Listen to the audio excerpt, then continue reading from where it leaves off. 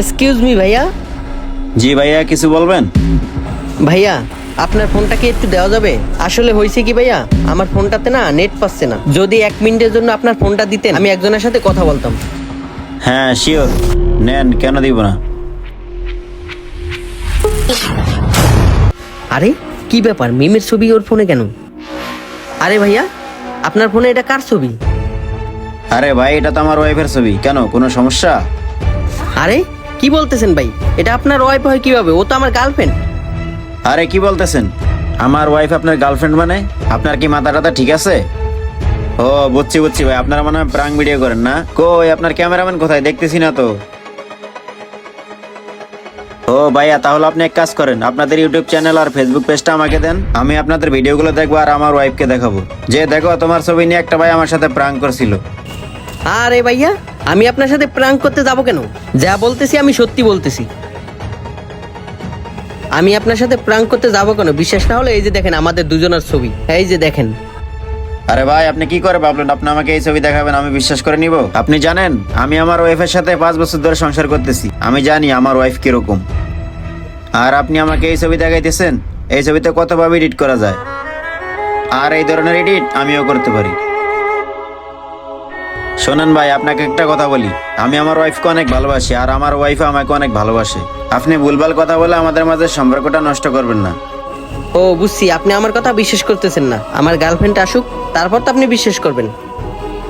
এই যে দেখেন আমার গার্লফ্রেন্ডে ফোন দিছে, আমি ওরে এক্ষুনি আসতে বলি। হ্যালো হ্যালো মিম, কোথায় তুমি?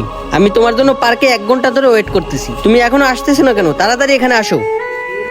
আরে কি ব্যাপার, তার মানে কি হের কথাই সত্যি নাকি? কিছুই তো বুঝলাম না। আচ্ছা ঠিক আছে, আমি এখানে ওয়েট করছি, তাড়াতাড়ি আসো এখানে।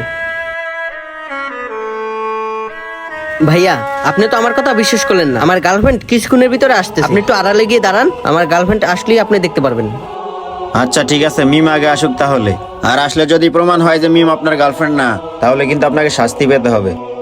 আচ্ছা ঠিক আছে, আপনি একটু ওইখানে গিয়ে দাঁড়ান, মিম আসলে প্রমাণ হয়ে যাবে। আচ্ছা ঠিক আছে।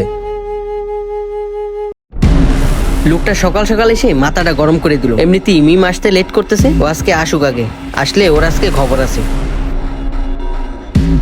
ওরে বাবুটা আমার, অনেকক্ষণ ধরে ওয়েট করছো তাই না? কি ব্যাপার মিম, তোমার আসতে এত দেরি হলো কেন? আরে বাবু আর বলো না, আজকে তো আমার কলেজের আপডেট, এটা তো বাবা মা জানে। তো বাবা মাকে ম্যানেজ করতে গিয়ে একটু দেরি হয়ে গেছে। তুমি তো জানো একটা মেয়ে মানুষ বাসা থেকে বেরোলে কত না ঝামেলা পাড়ি দিতে হয়। অনেক কষ্ট করে বাবা মাকে বুঝিয়ে বান্ধবীর কথা বলে তোমার সাথে দেখা করতে এসেছি। প্লিজ লক্ষ্মীটি, এখন আর রাগ করো না, চলো আমরা সামনে গিয়ে একটু বসি। এই শোনো, দাঁড়াও। আরে জান, কি হলো, দাঁড়ালে কেন আবার? যাবো ঠিক আছে, তার আগে আমার একটা কথা আছে। আরে জান, শুনবোই তো, চলো বসে কথা বলি। আরে না, এখানেই বলি, চলো আমরা বিয়ে করে ফেলি আজকে।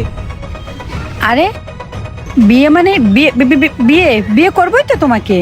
ও বিয়ে যখন করবা চলো আজকেই করে ফেলি, তাতে মানি মানি করার কি আছে? ইয়ে মানে এখনই না, 1 বছর পরে করি। আর হঠাৎ তোমার মাথায় বিয়ের ভূত চাপলো থেকে? আমি তো তোমারই। ও আচ্ছা আচ্ছা, তুমি যদি আমার হয়ে থাকো তাহলে ওই ছেলেটাকে। আরে মিরাজ থেকে আসলো? হাই আল্লাহ, আজকে মনে হয় ধরা খেয়ে গেলাম। আরে বাহ, তাহলে এই দৃশ্য, আর এটাই তোমার বান্ধবী? এখন মিরাজকে কি জবাব দিব আমি? তাহলে এই তোমার সেই বান্ধবী যার সাথে দেখা করবে বলে আমাকে বলে আসতো? আর মিম শোনো, আমি তোমাকে মন প্রাণ দিয়ে বিশ্বাস করতাম, আর তুমি আজকে সেই বিশ্বাসের মর্যাদা এই দিলা?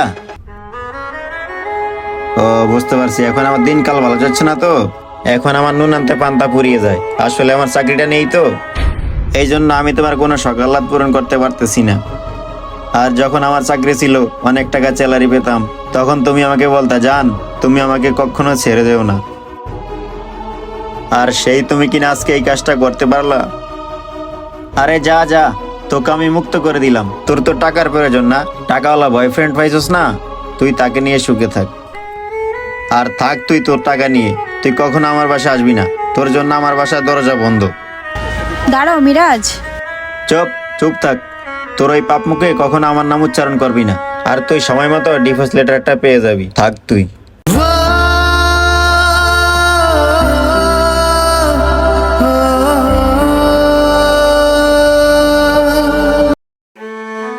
যাক সোহাগ, ভালোই হয়েছে। আজ থেকে আমাদের রাস্তা ক্লিয়ার। তুমি না বলেছো আজকে আমাকে বিয়ে করবে? চলো আজকে আমরা বিয়ে করে ফেলি। ও আচ্ছা, তাহলে এই কাহিনী। তুই স্বামী রেখা আমার সাথে সম্পর্ক করতেছিস, এই জন্যই বলতি যে এখন বিয়ে করব না, 1 বছর পরে বিয়ে করব।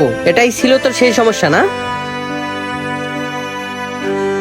আর তোর স্বামী যা বলছে সেটাই ঠিক। তুই টাকার লোভে আমার সাথে সম্পর্ক করছিস, তাই না? তোর কাছে টাকাই অনেক বড়, তোর কাছে সম্পর্কের কোনো দাম নেই। কালকে যদি আমার কাছে টাকা না থাকে, তোর স্বামীর মতো তো আমাকে ছেড়ে যাবি, তাই না? আচ্ছা ঠিক আছে, তোর যেহেতু টাকার সাথে এত সম্পর্ক, এই নে ধর, তোর কত টাকা লাগবে বল আমাকে, তুই টাকা নিয়েই সুখে থাক। ভুলেও আজকের পর থেকে আমার সাথে যোগাযোগ করার চেষ্টা করবি না, কথাটা জানি মনে থাকে। হাই আল্লাহ, এটা আমি কি করলাম? এগুলো হারালাম, ওইগুলো হারালাম।